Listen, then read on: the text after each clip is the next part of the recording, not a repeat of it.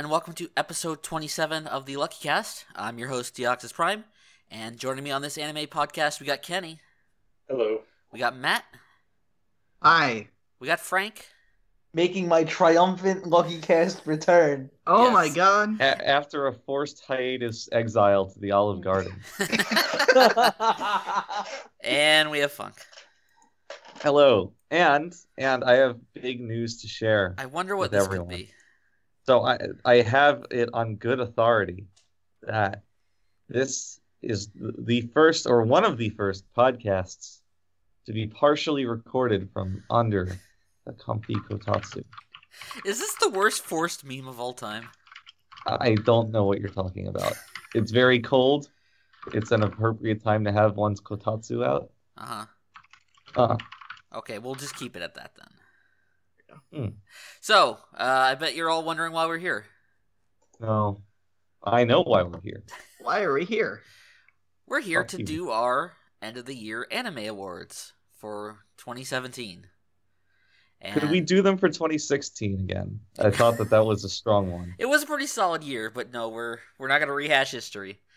I think this year is actually a little better. It might be. Maybe. I guess we'll find out by the end of Yeah, it. I would agree with that. So the format's going to be exactly the same as last year. We have 12 different awards to give out. It's going to be broken down into 3 different parts of 4 awards each. So in the first part here, the awards we're doing is the most surprising anime, the most disappointing anime, the best guilty pleasure anime, and the best episode of the year. So to kick off part 1 here, I'm going to turn it over to Matt for the most surprising anime. Alright. So, basically for all, like, the outside of, like, I think best episode and my favorite anime of the year, I just did, like, a top 3 for every other category. Okay. For most surprising, I have, for number 1, I have Netju. Start What? number 3. What the fuck? Okay. Okay, I'll start at number 3. Okay, I'll start at number 3. I'm sorry. I apologize. You Oh greatly my offended God. Funk. Number 3, I gotta give to Princess Principal. Really? Yeah. I'm surprised that surprised you. Well, mainly because you read the synopsis. A lot of these are kind of because you read the synopsis of these shows, and it's like, wow, this sounds fucking stupid. And then you watch it, it's like, oh, this is actually great. And Princess Principal is one of them. It's like, it sounds dumb. It sounds like another, cute girls with guns, and there's probably a lot of dumb waifu shit in it. But it's actually a legitimately good spy story. It's like Joker game, only with cute girls, therefore better. I'm glad you added that in because I was about to do it. Steve hates Joker game. It was just a big surprise for me because I was not expecting the show to end up being as entertaining as it was, with or without the laundromat episode. That's really all I have to say about that. Number 2. I'm actually going to give to Kobayashi's Dragon Maid. Again, like, so think, like, somebody gives you this idea for a show. A female office worker gets drunk, finds a dragon in the forest, helps out the dragon. Dragon comes back, turns out it can turn into a giant-breasted maid. And she now is in love with the office lady and is living with her. Matt, I want to fund this anime. Well, the first thing I thought when I heard that KyoAni was doing this show, I was like, what the fuck? Why are they doing this show? This sounds really dumb. But then you watch the show, and then you watch the show, and it's like, oh, this is actually fantastic. Mm-hmm. And really, what's really surprising about Dragon Maid is that it's a show about family. And that's what makes it so special. That's the gayest thing you've ever said. That was so cute, though. That was really cute. That was supposed to be a joke. Oh, okay, good. That was supposed to be a joke. Matt, you sold it so well. I really believed you. That's literally a quote from Carrie Fisher about The Last Jedi. Oh my god. It's about family, though. I mean, it is Dragon Maid or The Last Jedi? We all got debated. Dragon Maid. Yeah, it is. Dragon It is Maid. legitimately about that. I mean, the show is literally about an office worker living with her cute maid girlfriend and raising a little cute dragon daughter Who's thick. who's thick. She is thick. Very integral to the But yeah, it's a very cute show, and I really loved it a lot, and it was very sweet. Most surprising show of the year, for pretty much the exact same reasons of the other two, is Netju no Susume. Because again, like the synopsis of the show sounds exactly like another show that aired last year, Netoge, where it's just, it's about a cute girl who plays video games. However have I seen this before? But it's actually a really good romance show that's super cute and entertaining. And it was just a big surprise because I was not expecting the show to be nearly as good as it ended up being. It sounded like some dumb either like self-insert or wish fulfillment show, and it kind of is. I mean, but let's just say like shows not that the focus way. around gaming don't have the best track records. No, especially no. What is the best show that's not this that focused on gaming? Gamers. No, fuck no. That show doesn't even focus on gaming, but You asked. I'm trying to think, and I can't really think of anything else that's actually like good. Was No Game, No Life about gaming, or Yeah, ostensibly, but not like video games, but just more like games in general. okay? Overlord? I'm not That's even a good sure. one. Good. Overlord is good. And that does like the set within the game thing pretty well. Yeah. Log Horizon. And there are plenty of anime that are like very RPG inspired, but aren't necessarily about video games. But Grimgar. let's not go there. What else? There's Anyways, something else. this may be the new champion. Yeah. I guess Konosuba too, although it's not really a video game world, but it is very clearly inspired by like Dragon Quest and stuff. Hmm. I guess forget it. Never mind. I was about to say something else, but it doesn't really matter. Okay. All right. That's all for surprising shows. I guess I'm surprised that your list was so short. I just I'm chose not. 3 for everything, so. That's fine. I think I have 3. I have Go ahead. 4. Go for it. I have 3 runners up and a winner. I'll start with the runners up. That's what you do. Start from the bottom. For number 1, and these are for the same reasons that Matt outlined about like you read the synopsis and then you watch it and just what you expected and what you got completely different. Number 1's Recreators, which I had 0 hopes for, and it actually turned out being pretty good. It wasn't perfect. I didn't love it, but I was engrossed throughout, especially when you just get the elevator pitch single line of the anime characters are now real. Like, great. But it ended up using that premise in a legitimately clever way several times throughout the show. My favorite being when I think it was the VN writer just releases like a fan disc and all the fans eat it up because they're fucking garbage otaku, even though it's completely unrealistic. I was like, yeah, that's great. Wait, when you say you had 0 hope for this anime, did you want it to fail miserably or be terrible? No, what I mean is that I just thought it would be terrible. If I had my way, every anime would be great, and I'd love them all, and they'd all be fantastic. Wishing for an anime to be bad is just wishing for me to waste my own time. Next, we had Eromanga Sensei, which, for a number of reasons, on the surface just seemed like complete and utter trash. You had like the sister complex thing, just the completely unrealistic premise of this shut-in grade schooler being a renowned illustrator. It's like, man, this looks terrible. But it was very funny throughout its entire duration. The animation was super smooth. It looked really good. It was one of the shows I most looked forward to watching each week of that season. And it was a great show to work out to. And I have fond memories of running while watching it. So it's got that going for it as well. My third runner-up is Love Live Sunshine Squad Generation Z. Uh-oh.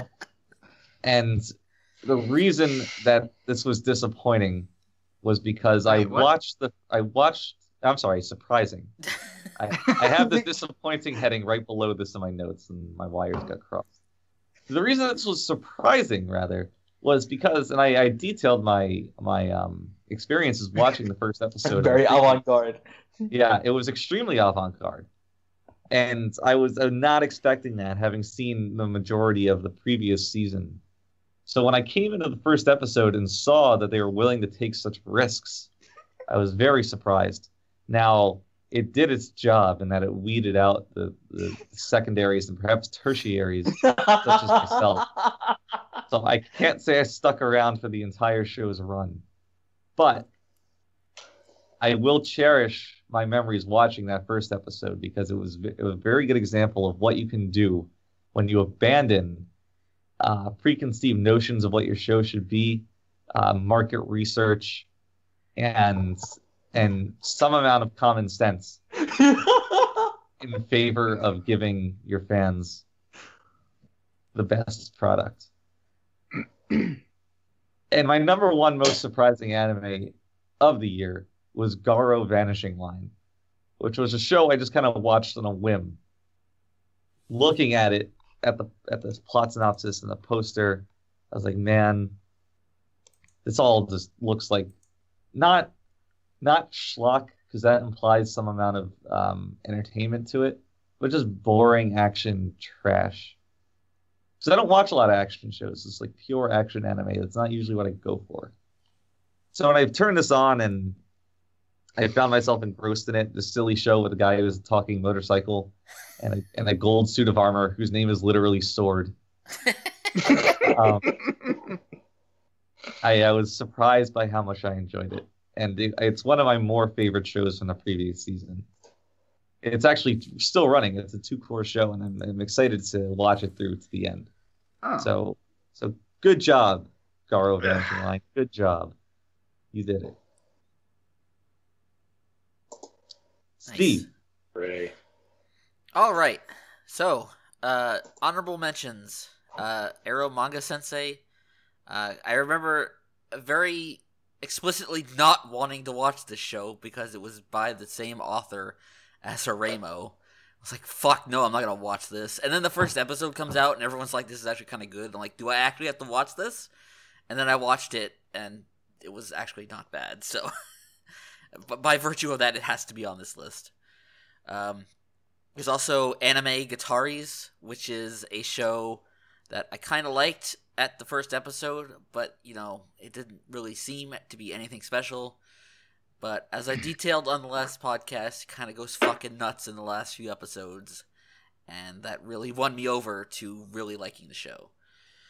And last honorable mention is Buso Shoujo Machiavellianism. Oh my god. Which is a show... What, you really? Yeah. So I thought you fucking hated it. No, see, the thing is, I went in thinking I would really hate it because it would be like a really like dumb, like girl battle harem anime, and it is that, but it's at least better you than didn't watch most. Battle Girl High School or whatever the fuck it was Yeah, called. I see. I Jesus didn't, Christ. but this is like the one I watched this year, and it actually ended up being decent, because it had a good sense of humor about itself. It had decent action. And had an actually likable main protagonist. So, yeah, by all metrics, it was pretty much a surprise. I was not expecting to stick with that show, and I finished the whole thing and liked it. But the winner of most surprising anime for me was Recreators, Because a lot of the other shows I know you guys listed were surprises too for me as well, but they were also shows I had some amount of expectations for. Even if it was something I hadn't heard about before, just reading like the synopsis and stuff, I thought, okay, this has like potential. Whereas I read the synopsis of Recreators, and I instantly thought this is going to be a really dumb battle royale reverse isekai show. Like, they're trying to do something different while also just doing the exact same thing. And the end result was very much not that. In fact, it was one of my favorite shows of the year. Wow. Spoilers. I can't... For a show that, like, uses so many familiar aspects from other anime, to be able to take those and make it into something that was, like, genuinely original... is no small task, and it was probably the biggest reason why I love that show so much. It was just very refreshing compared to a lot of other things I watched this year. So, Recreators was my most surprising anime. Kenny? Okay, I just have two. My runner-up is Hajimete no Gao. I know Steve. I guess could I say this is one of your kind of surprising ones too? Maybe. No, well. That's gonna come up in a different category. Okay, anyway. But no, I thought it was gonna be this, like, that's okay, funk. No, that was funny. That was funny foreshadowing. Anyway, I thought this was gonna be like one of those typical, just like subpar, like harem type shows. I thought it was gonna be like one of those like 5-minute deals that they've been putting out, like. Where you kind of just play in the background and kind of forget about it. Like, yeah, I watched it, Frank. Just the Frank experience, yeah. Yeah, it's the Frank experience. But it was actually pretty good. I mean, you like all the characters except for one of them, which has like gigantic boobs that are bigger than she is. Can you tell me that Oppai Lolly is just the most trash thing in existence? I for once I have to agree with Funk. Oh my god. But no, it's like about this guy who just like asked this one girl out like on a dare and ends up really liking her. It just like everything that they go through and stuff like that, and he finally actually like picks best girl, which is what's her name? Yukana, I think, if I remember correctly. Yep. Her name isn't Galco? It's not Galco. Oh. Does she have Galcos? I don't know what that means, but you can Google it and look it up. You might find something interesting. Who knows? Well, you know, Galcos. The gals. She does have Galcos. Yeah, I guess you could say that. But anyway, and my most surprising anime of the year is Hoseki no Kuni. I don't think anybody watched this. I think I told Frank it was pretty good. Yeah, I watched it on your rec, Kenny. I watched the first 3 episodes. I know a lot of people, I don't think they like the CG, like, animated shows a lot, and they kind of cringe at them and, like, don't really, like them at all. But this one, I swear to God, was, like, the best animated, like, CG anime I've ever seen. Yeah. I'm glad to hear that, because as soon as I heard it was CG, that's why I avoided that show. Because, like, the first one of, like, these shows that I actually liked, that I watched that I actually liked that was CG animated was Ars Nova, which I watched like on a whim, and like I actually really liked it. And this one I was just like, okay, I'll just give it a shot. But it's like everything about it is good. Like the art style is really good. There's a lot of fighting scenes in it, which are like just insane. And just like every character, there's so many different characters in it. Like, but they're like all likable and have their own little quirks to them and everything. But and one of the things about it is like they're all drawn very feminine, but I don't know if it was ever established, but are they genderless? I don't know, Frank, did you ever? I remember that in the description. They don't have they have no gender, which actually makes sense because they're all like rock people. They're all rocks, basically. Yeah, they don't have. Show, right? Basically, it's basically the anime version of Steven Universe. Yeah, that's not doing a good job of this selling came before Steven Universe, though. Only without the dumb fat Jewish kid. I guess he's not wrong. Oh, is he dumb and fat because he's Jewish? No, he's fat. He's Jewish because he's fat and dumb. What is happening? I don't know what I meant by that either. I am legitimately fucking confused right now. Anyway, It's okay. Steven Universe is a show that you should not watch, Kenny. That's all you need to know. It's a Western show. It's on Cartoon Network. well, yeah, all the more reason not to watch it. But yeah, like if you look at the character descriptions on Mal, like they all refer to them as they. They don't refer to them as like he or she. Okay, but anyway, that is the most surprising anime that I watched this year because like. I don't know, after watching the first episode, I was like, yeah, I can get into this. Then, like, just kept watching. I was like, oh, God, wow. Like, every fucking Friday it came out. That's what I look forward to coming home from work. So, yeah. Fun fact, Fos? Is that how you say her name? You could just say Fos, yeah. Fos. Her voice actor is the same voice actor for Kumiko. Really? Which you can tell. You can tell. Make it Kumiko noises? Just by her reaction. She does. She does make Kumiko noises. She makes a lot of Kumiko noises, which is great. This is cute. But yeah, you should watch it, Steve. All right, I probably will. Frank, I think you're last for this category. Ooh. Wait, by the way, how's your cheesecake? If you heard the phone ring at the beginning of Fun segment, that was them calling from the front desk saying that my cheesecake is here. So I'm just letting it, thaw a little bit because it's kind of cold right now. Front desk? You sound like you're in a fucking office. I'm in an apartment building. Anyway, my apartment building doesn't have a front desk. Yeah, neither does mine. You don't have a doorman? No. What is this? You Seinfeld? don't have a doorman? We don't all live in fucking Seinfeld, Frank. Frank, are you at odds with your doorman? Frank, did the couch from the lobby get stolen? No, the couch did not get stolen from the lobby. Anyway, so I have 3 picks for most surprising anime of the year.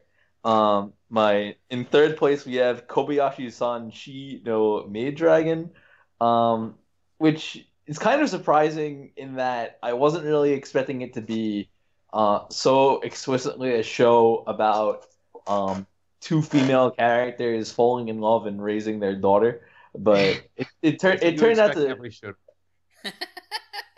No, because like minus the daughter. Because you see like the initial trailers and the way they tried to advertise it initially, and you see all these dumb jokes. It's like, oh man, she's a D cup, D for dragon, and it's like, oh man, it's gonna be one of these. But it actually turned. What do you mean? That's hilarious. That's what sold me on the show. Yeah.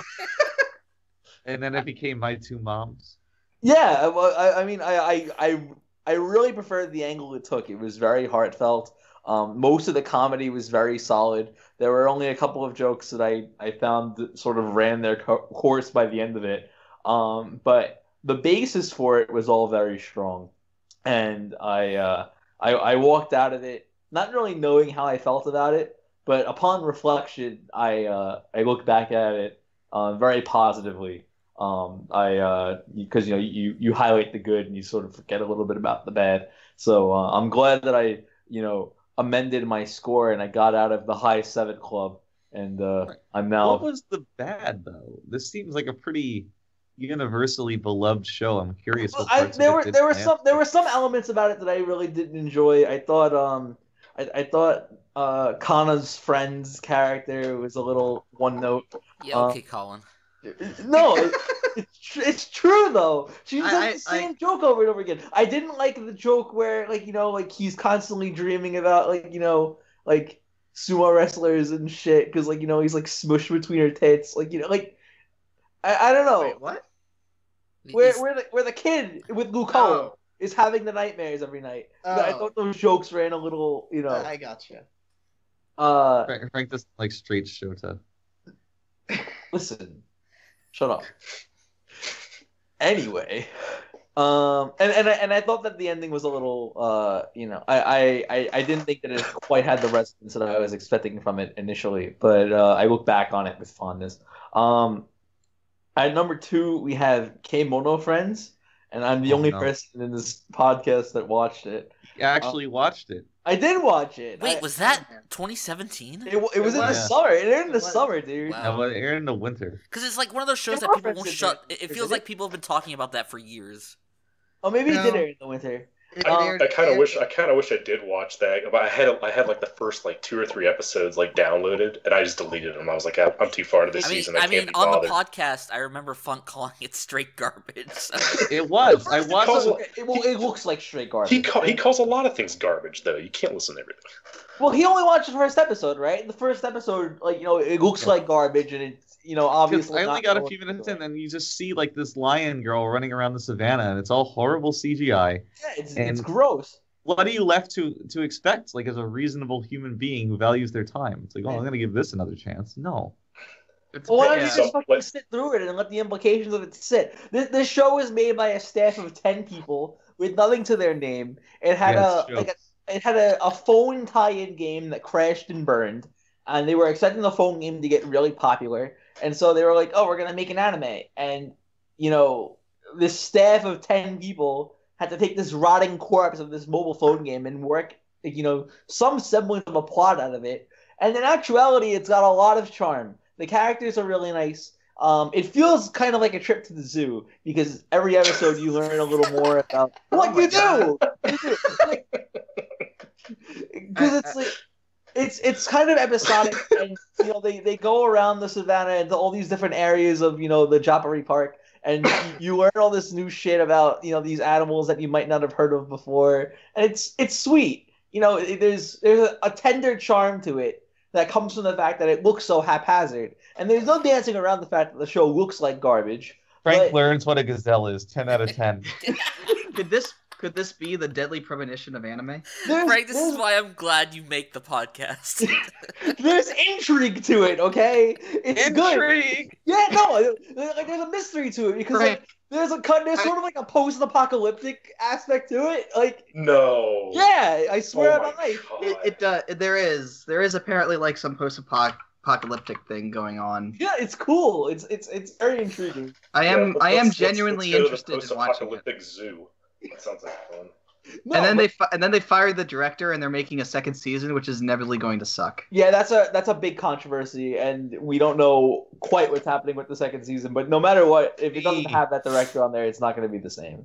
Like Frank's in the Kimono Friends community. I'm not in the Kimono, but I was following the controversy, and it's a pretty big deal because this show is like beloved all throughout Japan. Like it was like one of the best selling shows of the year, supposedly. The fact that it got huge as an IP, was selling like Love Live numbers, and Love Live is pretty firmly in its heyday right now. We're and doing Love Live numbers. Well, no,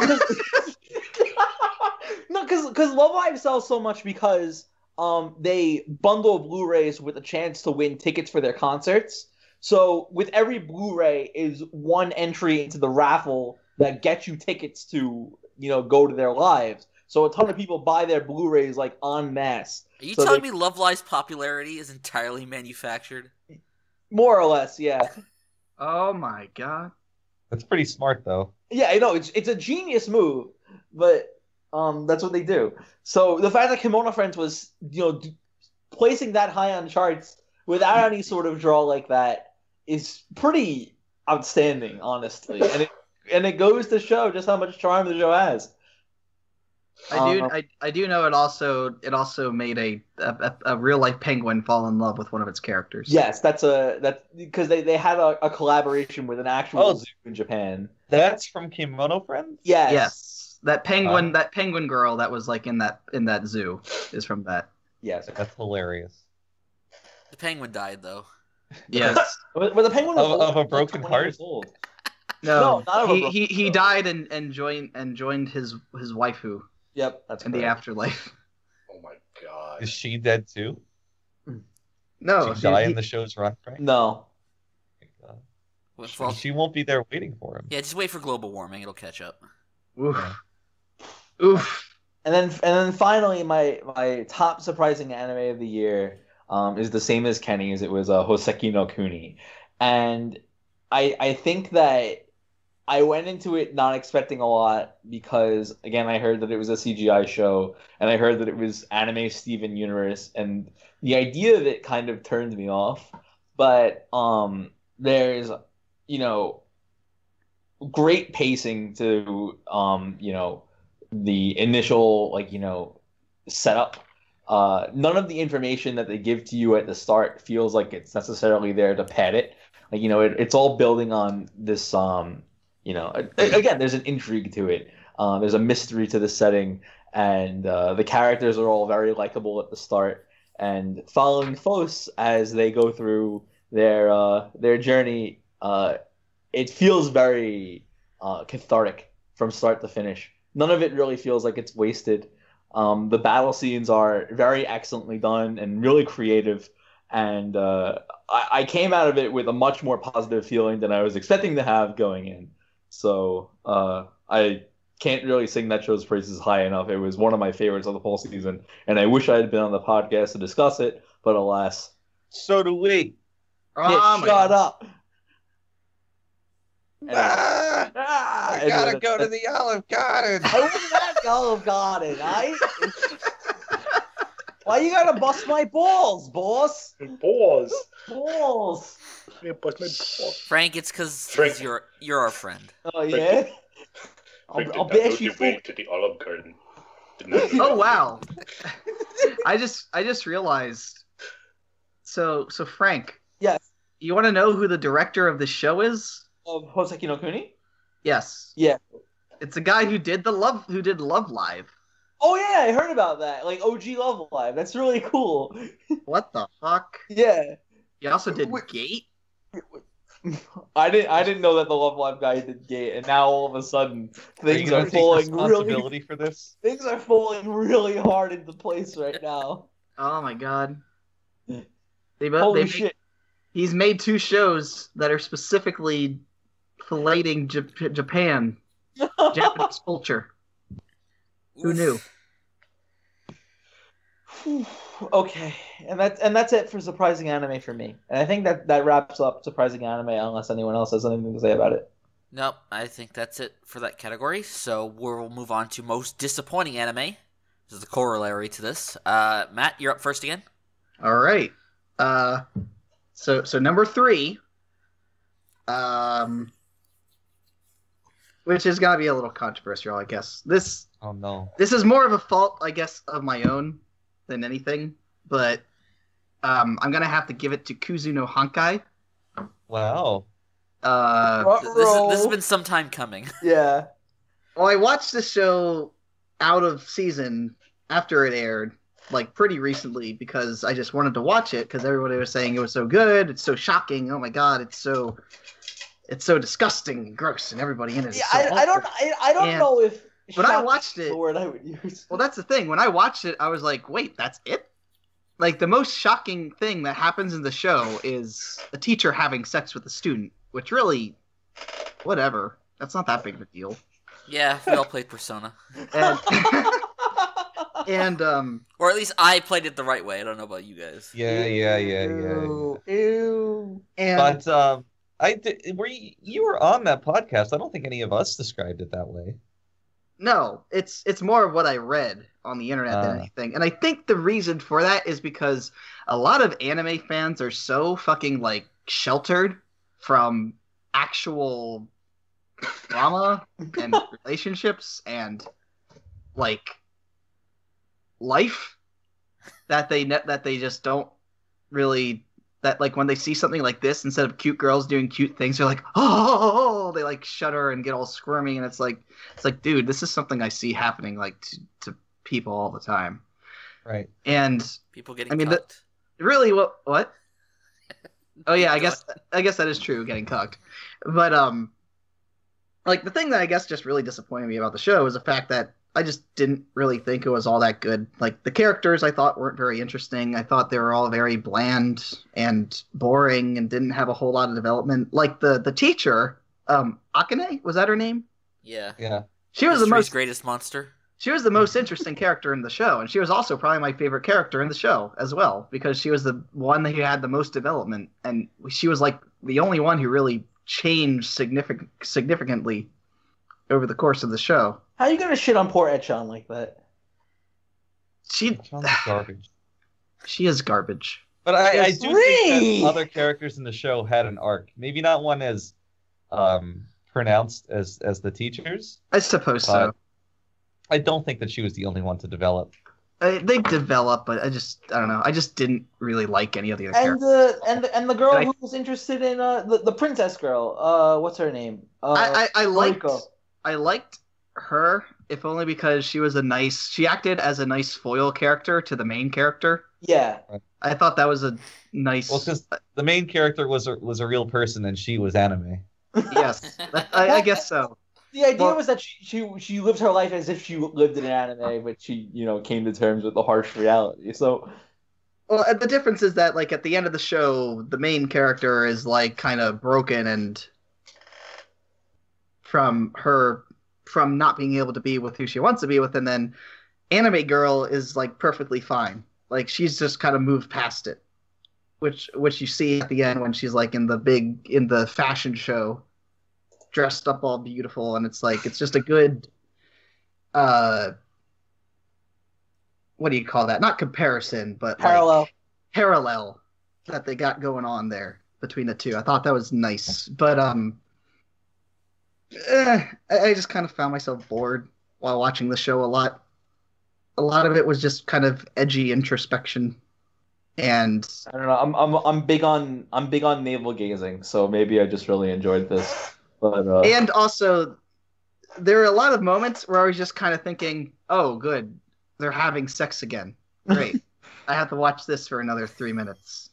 I mean, don't take this the wrong way, but I liked the sex scenes. Like I didn't mind them. I didn't mind them until they kept like doing it over and over and over and over again. I was just like, oh my god, this is just boring now. Like if I wanted to watch this, I would just watch porn. Well, but that wasn't the point of them. I know. I don't know. I was just bored. None of the sex scenes are there for the sake of smut. Like they. That's not true. What I really liked about the sex scenes and the show in general was that it all felt very real. Not to say that there wasn't enhanced drama because it's fiction, but the way a lot of the situations are resolved and the way many of the characters act just felt true to life, and a lot of the situations were things I could relate to. I guess maybe I'm just like one thing I also thought was maybe I'm just the wrong audience for this show, because while I know situations like this that have happened to people I know in real life, it's not something I can really relate to all that much, because honestly, I would never do anything like this. And whenever I see people doing stuff like this, I just think that it's kind of stupid. I don't know. It's and also it has quite possibly one of the stupidest characters I've ever seen in the show, which is the fucking sensei, who will be getting an award later on. But can't wait for that. Who, like, in a show that seems to be so realistic, you have this character who's like, "Oh, I don't care if you're fucking every guy in this whole city." Oh yeah, King Cuck. He gives Sua some competition, my dude. Like Jesus Christ. To be fair, cucks literally do exist. I know. I realize that. I realize that there are people in real life that exist like this, but it just astounds me that they're like this. I think it's more so the way that the show kind of feels like it's painting it in a positive light, which is just strange. I also feel like because like it's not like he really has that fetish. It's just he's that weak of a man. It's meant to. It's framed as if it's almost meant to be a sort of like redemption arc for the teacher, like a sort of like a. It feels less like a redemption. Step towards healing. I guess the thing I had a problem with is that it felt less like a redemption and more like a justification. Justification, yeah. And it just felt kind of dumb. Like his whole character was just kind of stupid. Although I will say, despite that, I feel like a lot of the complaints people have about some aspects of the show are kind of stupid. I mean, my main reason I didn't like the show that much is because I just thought it was boring. And I can see how someone could feel that way about that show. And it's very slow. I will say the best part of the show is the ending, and I feel like it ended pretty much perfectly. Yeah, I agree with that. And I'm glad it actually had a nice... It tied up all the loose ends in a nice bow. It was actually well done. I mean, what's good about the main cast only being like 6 characters means that you get a chance to sort of focus on all of them with, the time that they sort of deserve.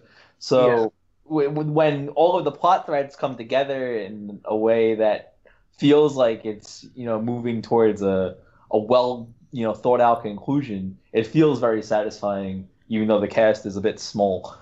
Yeah. Anyway, that's that. What do you think of the manga pop-ups? The what? I like the cut-ins. Like I thought they were great in that show. I don't know what you're talking about. Like in Cruisin' no Honkai, like they would have like the border Little like picture close-ups in on picture. yeah. I honestly don't remember any of that. Oh, Funk, you know what I'm talking about. I thought that shit was great. I have more to talk about on that later. Okay. I legitimately have no idea what you're talking about. It's just a visual thing, stylistically. Like I want to see an example of this because I'm not sure. Anyway, Whatever. Yeah, keep going. I'll try to find a picture. Number 2. I guess I'm gonna have to give to Saikano season 2, mainly because kind of the same reasons. Like I like the first season. Second season just felt like a lot of dumb melodrama. Did it fall flat? I suppose so. And it had a couple really dumb episodes that I really didn't like, especially the episode where that one woman just goes mental. That was a little stupid. I wasn't really a fan of season 2. I thought it was just kind of dumb and boring and melodramatic. It basically had everything I disliked about the first season, like, amped up to 11, and everything I liked the first season completely removed. And of course, number 1 most disappointing show of the year was fucking Fuka. For not having the balls to kill off Fuka. Not having Truck-kun come to save the day. What a disappointment Fuka was. Everyone was looking forward to that shit show. Everybody was looking forward to that, and it just became a complete waste of time. Oh, that's what you mean. Yeah, I didn't like really a little frame within a frame thing. Okay.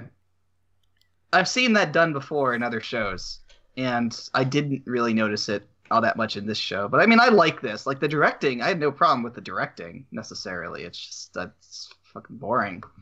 Ping Pong the animation does a very similar thing. That's actually, if you want to see a show that does this kind of thing like so well, like watch Ping Pong the animation because I'm really excited to start watching that.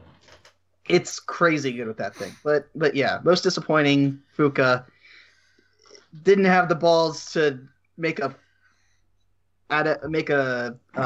completely true to manga adaptation and just had her live, thus making the entire point of watching the show void. Fuck Fuka. So it's just a complete waste of time. So that's that. All right, Funk. How many do I have here? I have 4. A runner-up and 3. No, a winner and 3 runners-up. Yeah, I'm not gonna have 3 winners. That'd be your dick. So, the first one I have is Sakura Quest, which, in and of itself, in a bubble, I didn't have any insane expectations for, but just given, the staff and lineage it had, I was expecting something. Did you finish it? No, I did not. I made it, I think, up until the 2nd core, and at that point I called it. So, yeah, I was really expecting something more in line with the quality of Shirobako, when instead I got something more in line with the quality of Kuro Mukuro. which needless to say was not a good thing. So no. that show just ended up being very boring. Like I said, I couldn't even finish it, and that was disappointing to me because I really wanted to like it. I really liked how it looked. Obviously, it's not really a departure from any of their other shows, but it's the same high quality that I like. But couldn't get there in the end. Next was Urahara, which was a disappointment delivered unto me crushingly live on the podcast. As I found out that the show actually had nothing intellectually going on behind it, and it was, in fact, just vapid shit. and also it was made by foreigners, which was perhaps the most disgusting thing of all. Like, come on, that It's was made by your people. Yeah, my people. Your people. My people. I had a hand in this. I am guilty. Is that why you went to Japan? Was to promote it? Yeah, I was doing the Urahara tour, and I liked it so much. I was like, I'll just stay. I threw all my flyers in the garbage and threw out my phone from the company, and I cut all ties. But yeah, I really thought that the show's bad qualities were intentional, and I know how ridiculous that sounds. And that it just had something. It was working towards something. It was all in service of something that I didn't quite know yet. But no, they were just incompetent. Or making something bad. Like, come on. I felt fooled, which only made the disappointment more bitter. Next is, let me explain. Allow me to explain why I have Osama Game on my most disappointing list. Or King's Game. When I heard you guys talk about this, it was like wild. We were raving about it and for how bad it was, obviously. How it was crazy and like all this insane stuff was going on and it was hilarious or whatever. And I watched it and it was just so boring. Like, it was bad. It was very bad. And I got to laugh at one or two things, but to be able to sit through several 22-minute episodes of this was not an easy task, and I don't know how you guys did it. I was looking just for something funny, some funny bad, and it was just a trying experience to get through. So that was disappointing. If not, I'm sorry we let you down. It's okay. You'll do better next time. Hopefully. And finally, which is another thing that might be surprising to see on the most disappointing list, was Shokugeki no Soma San no Sara. Ooh! I know. Which I will say was, just right off the bat, was still a good show. I'm not going to say it's bad because it wasn't. However, this season, and I remarked on this before, was really starting to lose me in ways that the other two didn't even approach. The formula is starting to wear thin, even though I understand why it's not the easiest thing to break away from for the show. And couple this with an intense drop in quality over this season. And my interest had started to wane. Even though I still enjoyed it, and I was actually very, very pleased with the way it ended. It did not at all live up to the mark of the first two, which could either be a product of the actual show or just a product of time and me getting used to this series. I don't know. But I had these expectations given the series that I had seen before, and this did not live up to it. Ergo, disappointing. But man, did the quality fucking drop like a rock. I can't fight you on that. There's the obvious CG that's, everyone's going to look at it and be like, all right, that's a cost-cutting thing. I get it. It looks bad, whatever. But even some of the 2D stuff looks bad. I posted this picture of one of the judges' faces, and it's just wildly deformed that it doesn't even look like a human being. It looks like a pancake. It was crazy. It was so bad. Is it a thick pancake? No, I wish. It's like a thin skeletal pancake. The worst kind. Oh, man. I'm sorry. DL just posted something in Discord, and it made me laugh. Oh, God. It's the skullet. Steve. Yes. What are your disappointments? Most disappointing anime of the year. Honorable mentions. First, Hajimete no Gal, which I wasn't expecting anything great out of it.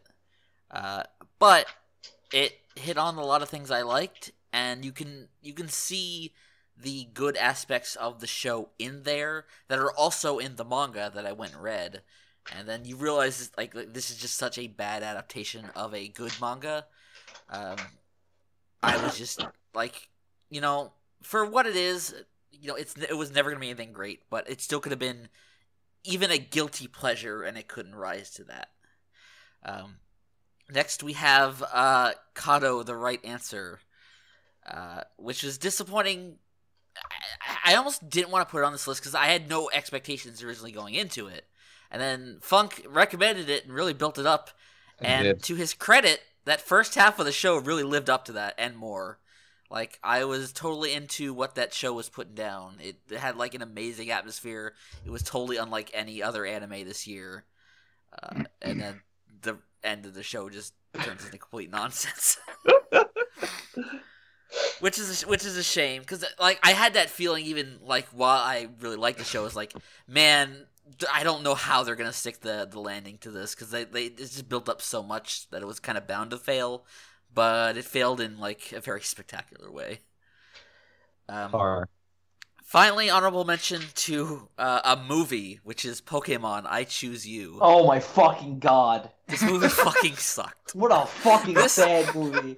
Yeah, like, it fails on all accounts. It's a bad movie. It's a bad Pokemon movie. It is, like, it's... Even compared to the other movies, it's like the animation quality is like barely above what was in like Pokemon X, Y, and Z. It's a bad nostalgia trip because it's remaking the beginning of the series and then just either ditches a lot of the things that people would be nostalgic for, or reuses them in the most lazy way possible, like the Butterfree shit. The fact that they took out Brock and Misty, like, floored me, honestly. Yeah, they didn't even give them lip service, like a small cameo. They didn't even just skip over their gyms entirely. Yeah. It's, God.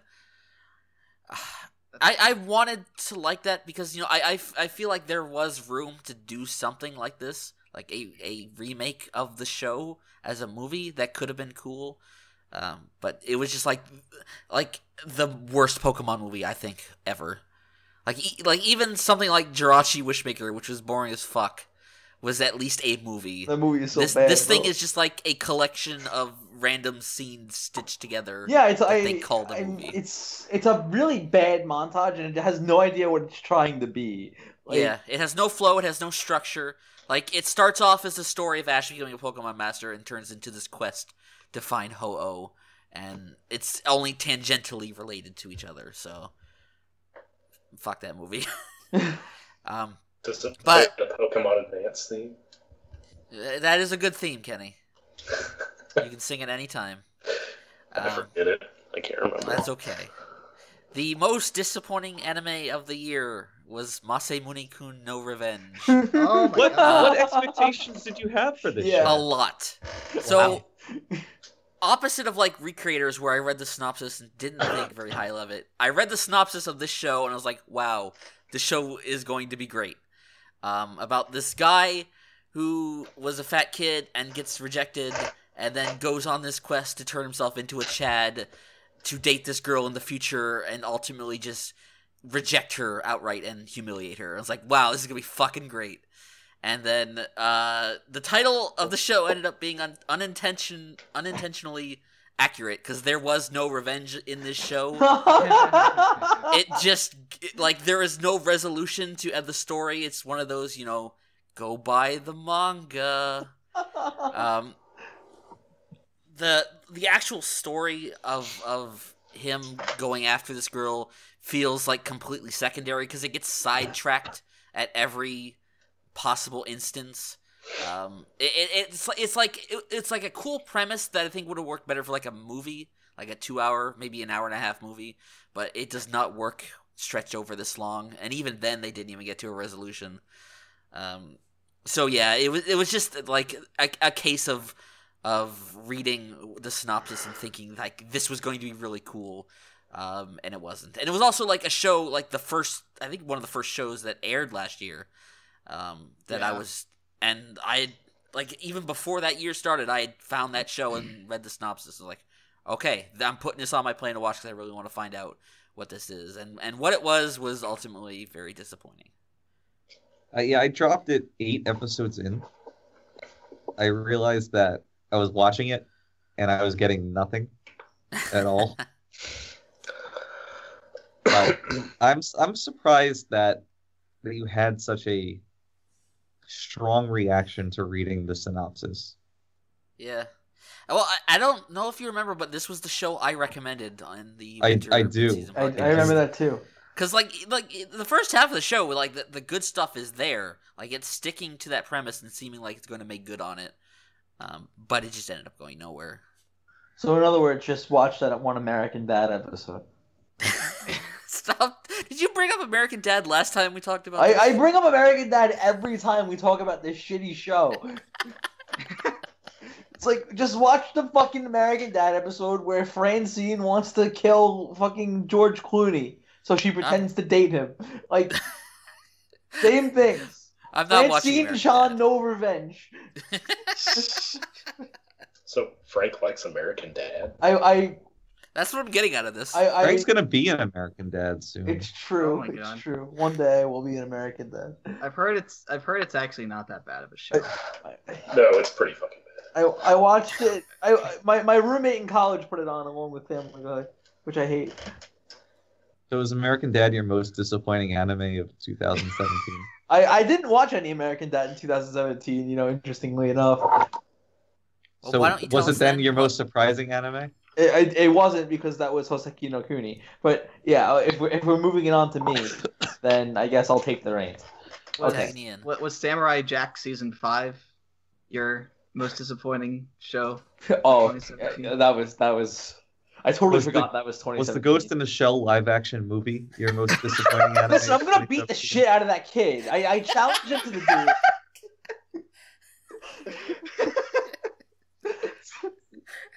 What happened? Remember when Samurai Jack ripped off Gurren Lagann? Oh my god. All right, time to go with my most disappointing anime of the year. Again, I have 3. So my third most disappointing anime of the year was Juni Taisen. And as we know, as is the running theme on the Luckycast, I am a slut for murder game shows. If you have shows where people are trapped in a room or any kind of enclosed space and they're forced to kill each other in this for the sake of survival, then I'm all about that shit. And fall 2017 had 2 shows, and one of them was entertaining, and it wasn't Juni Taisen. Juni Taisen was written by Nisio, and I'm also a slut for Nisio. Because I thought that his writing style would fit very well for a show like this, because you can take what's kind of a hackneyed sort of survival game premise, and with the immense amount of navel gazing that Nisio gives to his characters, I thought that we might have an interesting adaptation on our hands. Unfortunately, I'm putting a moratorium on you using the term nasal gazing ever again in this podcast. I like the term, okay? That's okay, but you've already used it twice. You can't Frank, use it anymore. okay, is this why you like that show with the wolf girl showing her tummy? Exactly. Let's just say that's going to come up again too, but go ahead, Frank. So I thought that it would be a really cool chance for introspection on these characters that are trapped in this high-intensity situation. Unfortunately, the way the novel adapts this situation is it has every chapter that narrated by a different character. The anime can't really do this because it kind of jumps back and forth between characters for the sake of not having the rat showing up at the end look as much of a giant asshole as it is. And it still is a giant asshole, but it looks less so because you're following the rat a little more as he goes throughout. So you're getting into these backstories for these characters, which are anime original material. So it turns into like a tale of two writers, because you have Nisio's material, which he wrote, and then you have the backstory material, which is all, original shit, or shit that just expanded on from like the bio of the characters in the novel. So when you spend 2 episodes on the backstory for fucking Snake and Dragon, you know that like you're in for a bad time, because it's basically the same backstory and it's boring as fuck, and you don't need to spend 2 episodes on it. On top of that, it fell into this really sort of formulaic style where it's like, oh, the episode's revolving around this character primarily. Guess they're dead at the end. And I like to call that the magical girl project syndrome. yeah, it's kind of like that. But overall, like, not even you'd expect. All right, so maybe the dialogue isn't as great as it could be, even though it's Anicio, and you expect something like smart and snappy. But since they're spending so much time on the backstory, you're not even really spending that much time on that. So maybe the fight scenes will be interestingly written. Well, no, because the CGI in this show, which becomes very predominant throughout the second half, is god awful. Sometimes they use CGI just to have fucking characters speaking, which is nonsense. Because in the first like 2 or 3 episodes, it's actually a very nice looking show. So to see it go so far downhill was almost a little nauseating for me. And at the very end, when Rat says, "I wish I could forget Junie Tyson," I know Steve said this too, and I agree with him. I think we both say, "Me too." Yep. Hashtag me too. Hashtag me too. All right. Second on my list. Harvey Weinstein. Yeah. Number 2 on most disappointing anime of the year, Kekai Sensen and Beyond, which is whoa, why? Whoa. because, and I'll tell you why. I'll get into this. I love the charm of Kekai Sensen season 1. I think it's a great show. And while Kekai Sensen season 2 manages to have a lot of that same charm, which is very respectable given that the director is entirely different. I knew it. I said this before and no one believed me. What? I said this. We were talking about this on the previous podcast. And I Oh, was were you? I think that this show either had a new director or a new studio or something, and we couldn't find out. Yeah, it had a new director. And it felt very much like it was like an imitation of that director's style rather than, and I'm glad that they tried to do that rather than going with something entirely new and completely different, because the style of the first season in terms of how frenetic it was worked really well. But this feels a lot like a series of OVAs rather than, an actual legitimate season 2. And I think there's no inner overarching plot. Exactly. And that was my biggest problem with it, because while the overarching plot in season 1 with White and Black was entirely anime original, it worked very well because they felt like very significant parts of the setting, and I really like what they did for Leo's arc. I thought that they were implemented pretty masterfully in the show, and this really didn't have anything like that. It was just, oh, we're going to follow this character for an episode or 2, and then we're going to follow this character for an episode or 2, and you get a little bit of a glimpse that it's like, oh, maybe we're going to focus on Leo's sister a little bit. And then you do get that in like the last 2 episodes, but it's not enough that you can really call it like the overarching theme of the plot or anything like that. It felt very disjointed, and some episodes were stronger than others. So while I did walk away from it with a pretty positive feeling, I didn't think it quite lived up to what I was expecting coming off of the first season, which I really, really enjoyed. I liked the second season a lot. I just liked it for different reasons than the first. It is a different beast, and maybe I'm being held back by comparing it, kill me, by comparing it too much to what the first season was trying to do, given that so much of what it did try to do was anime original. But I think the tone was also very different. Yeah, even when you put aside the overarching plot, some of the more individual episodes in the first season had a more somber tone. Let's not get into Don't Forget Me, okay? I'm just saying that tone was completely absent from the second season. Right. Not so much for better or worse, just that it was different. I mean, I think sometimes it tried. Like, it had that one episode where it's like, oh, here's Leo's scrawny best friend who we never met before, but we're just supposed to believe that he's been his best friend all this time. And now all of a sudden he becomes really jacked. But don't you feel bad for him? And it gets into like, this whole like heartfelt sequence where, Leo is trying to get through to him and whatnot. And it's like, this would have a lot more weight to me if they had introduced this character a little bit sooner and not just for the sake of this one-off, like, 2-episode plot. Like, you feel me? Yeah, I don't think that had the intention of those episodes for like real pathos. Yeah. Like in some of the episodes of season 1. Mm-hmm. I understand. I agree. I wasn't very emotionally invested in that, but I didn't really feel like I was supposed to be either. it just felt like the plot of that episode. Not Yeah, that like makes sense. It was trying to resonate with me. Yeah, but it just felt weird that like they were just trying to sell this character as being like a very good friend of Leo's, and like we'd never. I legitimately thought I just didn't remember him. Yeah. No, they literally introduced him in that episode, but it's like, oh man, Leo, isn't that your best friend? It's like, oh really? It would have been more interesting if they had made that character like like black or something. I don't know, like. What? No, not like no, not like a black person, like the character black, like Oh. Yes. yeah.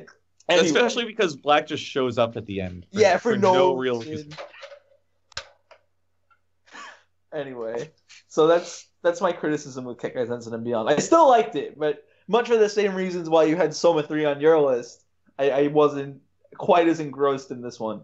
And then finally, for my most disappointing anime of the year, it would probably be Sakura to Reset.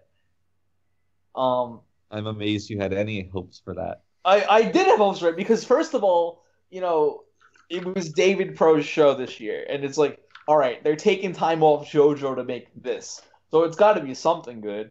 And the premise seems very interesting to me. I heard that it was very character drama heavy, and it seems like a very interesting idea for a show. And then you watch the first 2 episodes, and my God, it's fucking... Sakura to Reset might actually be like one of the worst anime I've ever seen in my life. Like, did you finish it? No, I watched 3 episodes of it, and there are ways to do shows that are just 2 characters talking throughout. Like Bakemonogatari is one of them. Yeah, like I was about to say. But this show has absolutely none of the nuances that anything, like a show about that should have. It's literally just shot A of this character talking, shot B of this character talking, back to shot A of this character talking, overhead shot of these 2 characters talking. There's nothing visually dynamic happening at all in any of the 3 episodes that I've seen. It's telling you exactly what it needs to be telling you and nothing more. There is no nuance to it. And it's so sad because that David Productions can put on like a good animation if they really wanted to. Not just with JoJo. They did fucking Ristorante Paradiso, which was a fantastic show. They did Planetarian. Yeah, they did Planetarian, like a show with real pathos where you really felt for the characters. And even Planetarium is mostly about 2 characters, right, talking. And it's the fact that it became this really, really blew my mind. It's so stiff. It's so boring. There's nothing, emotionally investing about it. There's nothing visually interesting about it. It's nothing. It is a show that is just a nothing show. And it did nothing. No, it's not a show about nothing because it's trying to be about something, but it's a nothing show. And so it's a show about nothing. No, because a show about nothing could be good because there could be good dynamics to the show even if the plot line revolves around nothing. So everybody's doing something, but they're doing nothing. Right. That's correct. So it's a show about nothing. Yeah. All right. So that's my most disappointing anime of the year. So who hasn't gone yet? Kenny. Kenny's the last one. Okay. My runner-up for most disappointing is Centaur no Naomi. Because it was made by Chinamen. I'm kidding. I only have one. It was Fate Apocrypha. Yeah, that was pretty disappointing. I was excited because I really love like the Fate series. I played the VN with especially a Limited Blade Works, which is like probably one of like the best anime I've ever seen. But this, like going into it, I had like really high expectations just because of what it's about. But I just did not care. Like it was actually like boring in a sense, aside from Astolfo. Yeah, you did have your best waifu of the year, Astolfo. Oh Jesus! Yeah, that was a mistake. But yeah, I'll be sure to remind you of it in another way. You'll see. Oh boy, I wonder what that'll be. But no, it just just wasn't the same. The animation was like average. Didn't really care for any of the characters or like who they actually were.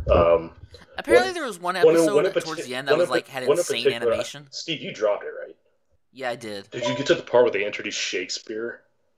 Yes. Jesus Christ, what an annoying character. I thought it was so fun though. He wastes one of his command seals. It was annoying as shit. No, but I love it. His master wastes one of his command seals on him so that he doesn't write a tragedy about him. That's great. Oh my god, no, that was God. The show just has too many fucking It's characters. fun. I don't know. I think it's very, very different from anything else that's actually it's a stark departure from most other things in the franchise because it's not really trying to go for a lot of the heavy-handed philosophy or the ideals versus reality theme. It's not trying to do anything that people like Fate for. Right, exactly. It's just trying to be its own sort of 7-on-7 ultimate holy grail war, ultimate showdown of ultimate destiny sort of thing. But it wasn't exciting enough to be that. Yeah, I don't know, I can see that. But it seemed like the second half, especially later on in the second half, it actually got pretty good because there was a lot of fighting and battle scenes and stuff like that. But other than it just not being the same, just being different from what I'm used to with the Fate series, that's I don't know enough about the source material. I guess is it a light novel? It's a light novel, yeah. It's a light novel, yeah. So the biggest problem is I just didn't care about that homunculus. Yeah. Fuckboy. He's just he was like an awful main character. Yeah. And somehow he inherits inherits power from one of the other spirits or whatever, and just becomes that guy. Who was it, Frank? No. Wasn't it Siegfried? It was Siegfried, yeah. And I don't know. It just wasn't that great. At least it had the best trap of the year. Best trap of the year. That was fucking bullshit. I just don't pay attention for one episode. I'm led to believe it's a girl the entire time. Oh. Then all of a sudden, yeah, I was like, "What's this the meme? Is this the meme character, the pink-haired trap character? Oh my god! Pink-haired character." And then I'm just asked by a couple other people I know. I'm so Ken, what's best girl this season? And I'm sitting there thinking, and I make a lineup, and I put a Astolfo in there, and they're like, that's a dude, right? I'm like, huh? And I go and look, and I'm like, oh my god, are you fucking kidding me? So that'll never go away.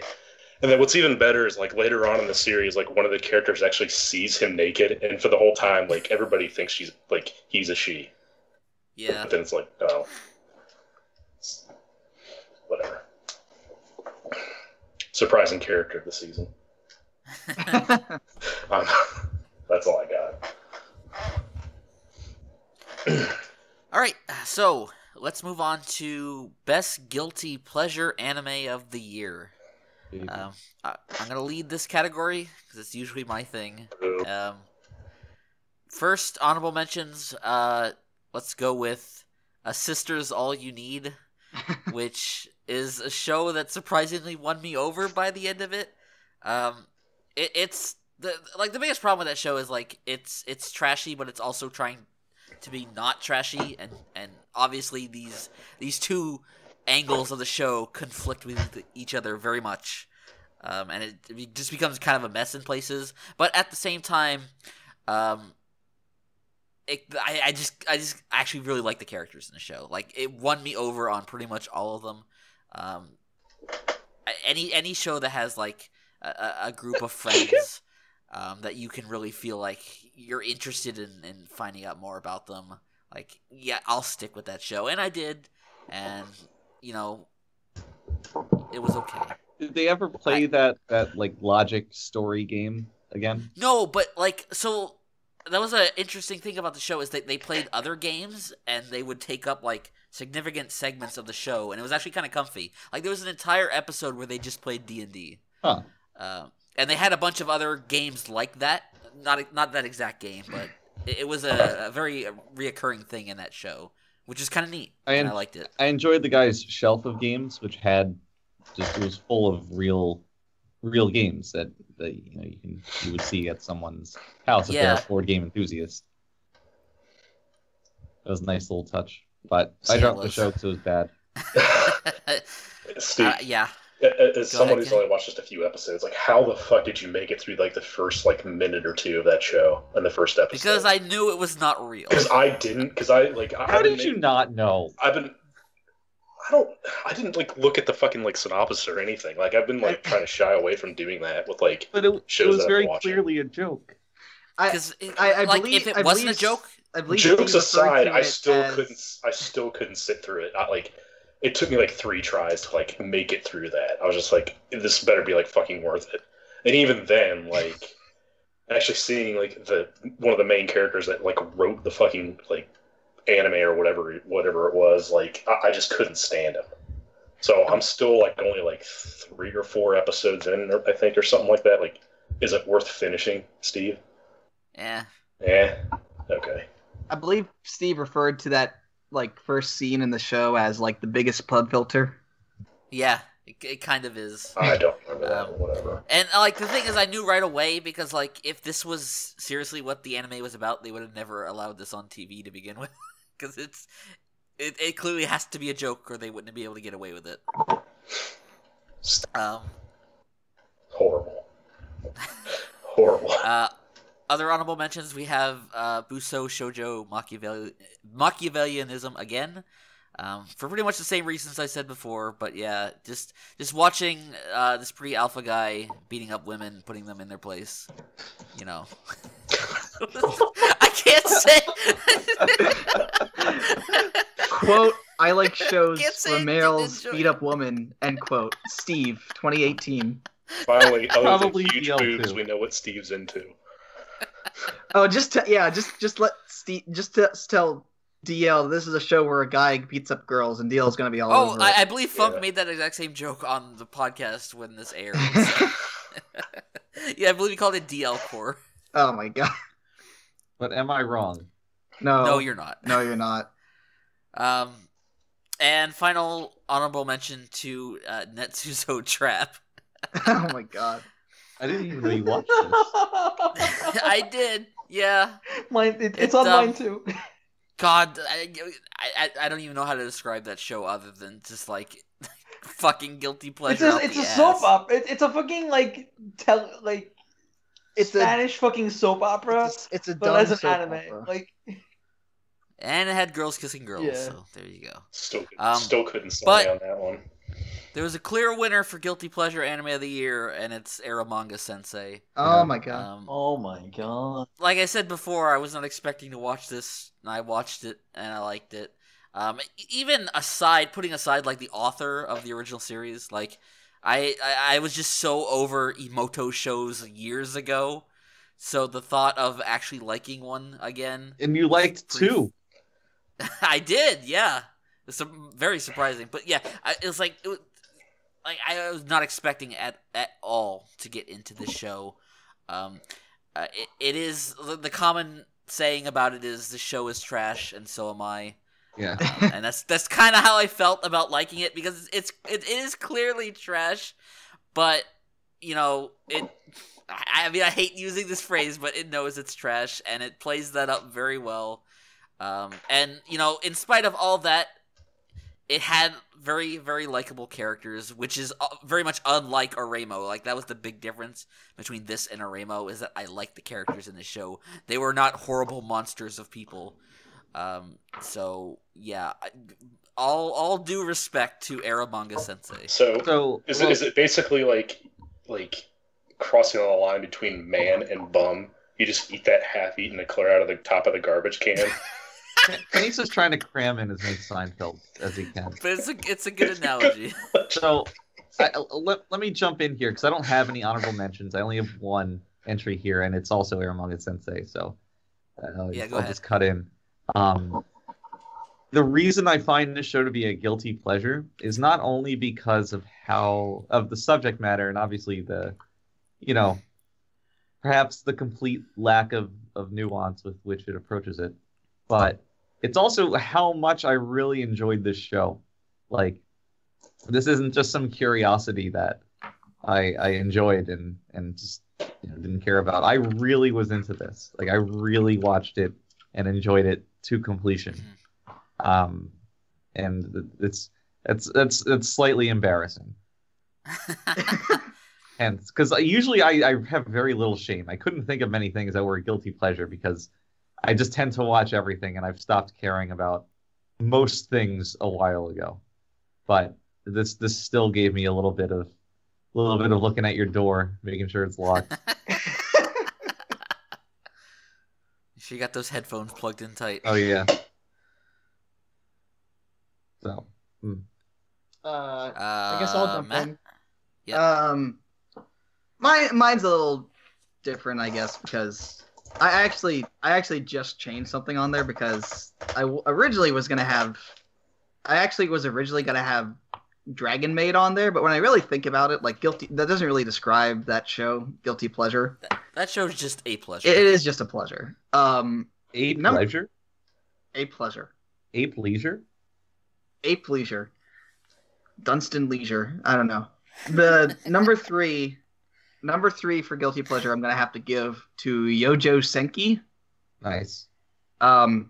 This show is incredibly stupid. Let's get that right off the bat. Like, the entire concept of the show is evil, like, overly evil office manager.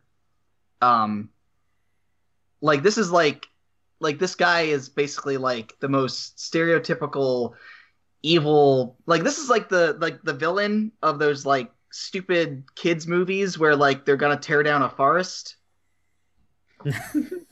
And like he like shows up in his like tie and suit, and he's like I can't wait to tear down this forest. Wahaha! Like Fern Gully. Yes, like Fern Gully, or like that shitty show that they watched on Half in the Bag or whatever it was, with the not the best of the worst. Tree?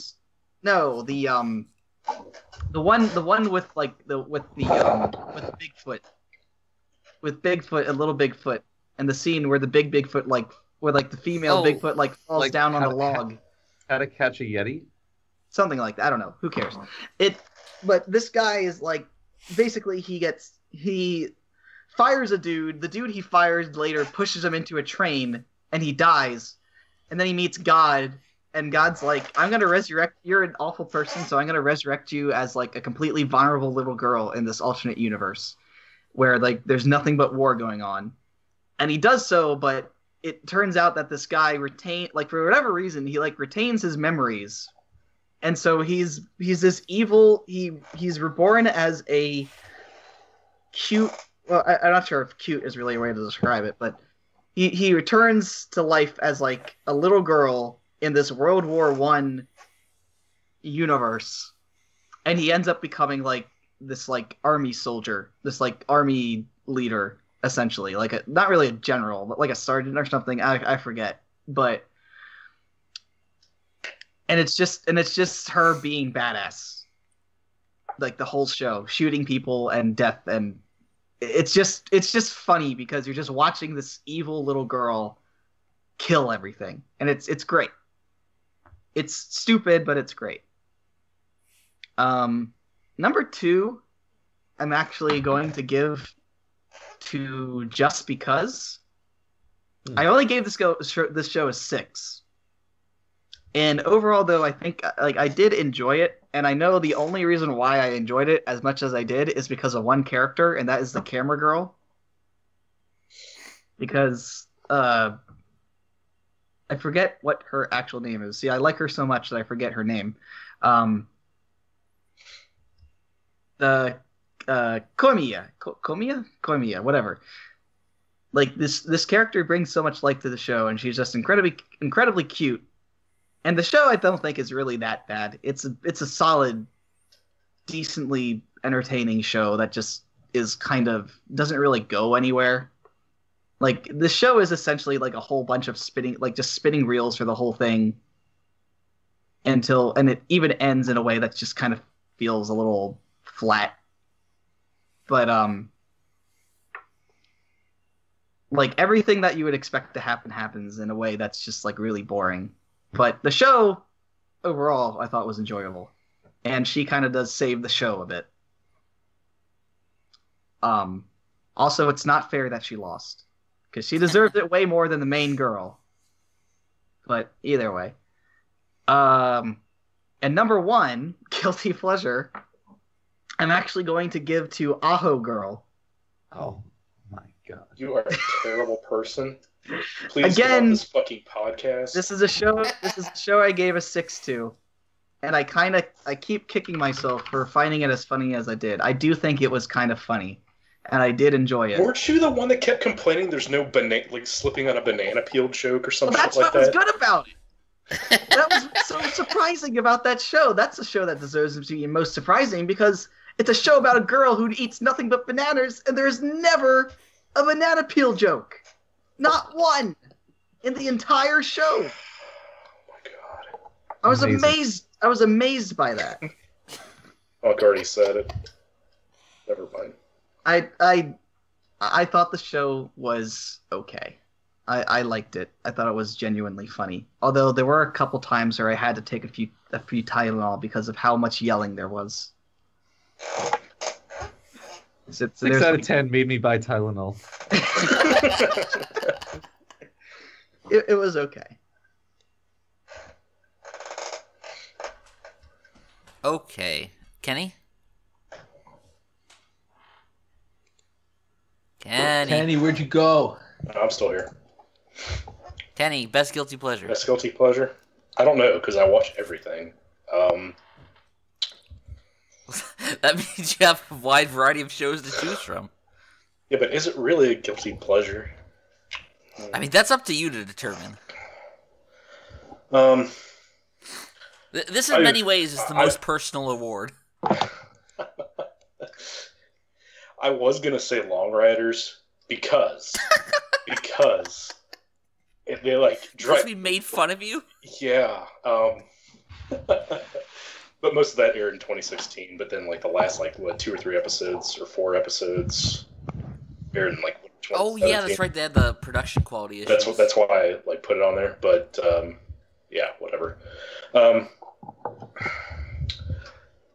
I guess I only have one in that case. It's Wake Up Girls, which is another idol anime.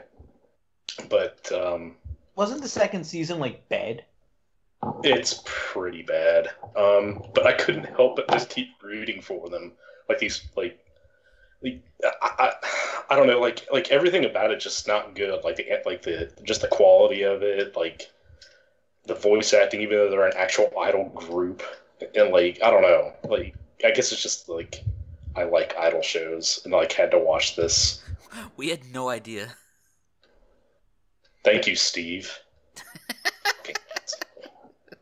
But yeah, I really have nothing to say about it other than it's just not good. But I liked it. Fair enough. I don't know what else to say. That's okay. That's sometimes all you need to say.